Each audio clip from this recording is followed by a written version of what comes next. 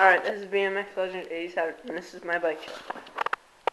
Started out, I have the Eastern Grim Reaper Eternal Edition frame, 21-inch top tube. It's pretty solid, I got it the other day.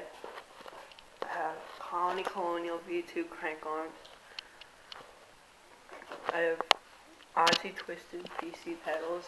I have 23 tooth BmxLegend rocket. I have Shadow half-wind chain. I have an Odyssey vinyl head roof seat. I have a Tank Super Stump seat post. I have a custom back wheel with a Colony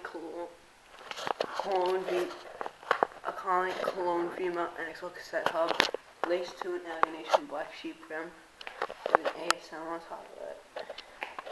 I have Colmali Ace of Spade bars. They're 28 bars. They're from my friend's bike. I have an Odyssey CFL stem. I have Colony Guardian forks. I have an integrated Baron race. And for the front wheel, we have Primo N4 flangeless front hub. It has integrated hub guards, and it's also laced to a black sheep rim. And this is my bike check.